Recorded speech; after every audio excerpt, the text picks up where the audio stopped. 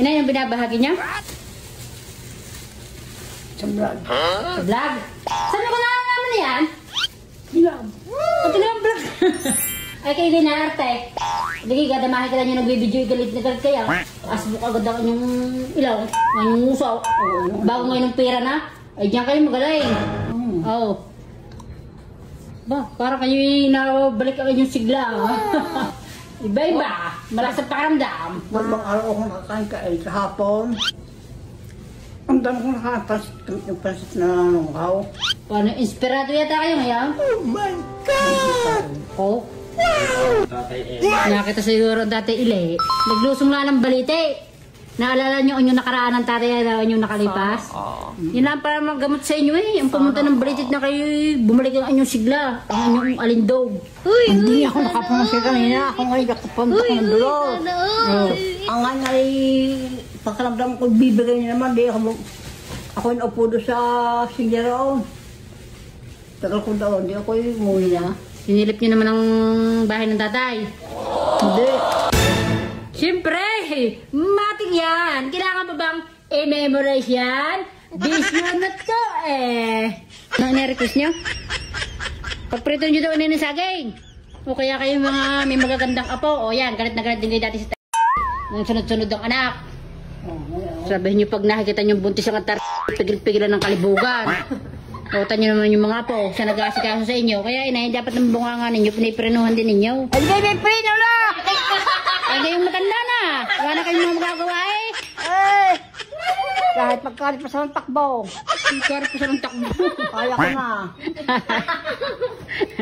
Pag kakakita ng inay ng anak na buntis, ng manugang na buntis, kahit hindi nasa ospital, kahit hindi nasa palengke, kahit saang lugar, sasabihan sa inyo ng pigil-pigilan ng kalibugan. Sinangangan. Yun, si Makati ang ari. Ano? Kung walang kung walang Makati ang ari, wala kayo ngayong apo, mga apo. Tama na. Tama na. Sumaw. Aba, kaya kayo may ang inyong bibig, pero-pernahan ninyo. May preno na! Diba rin, bago ngayon nakikibahagi kayo siya sa sahudin. Ang galing naman ninyo. May kabahagi daw doon ng inay. Lagi mo daw ko. Matigas ka nga, no? Ikaw, Porsina. Ay, Porsina nga tawag sa inyo. Porsina! Wala? Porsina! Oh.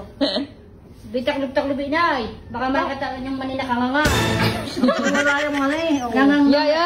Ngangang-nganga at 11 lumabas. Tapos may isa pang asawa. 12 ang lumabas diyan, lumabas pasaw. Uy, sana all. Uy, sana all. Kaya mo, hindi ka na nga makabili ng gusto mo. Di ko na nga mabili ang gusto ko, magkaasawa pa. Tapos magkakaanak pa.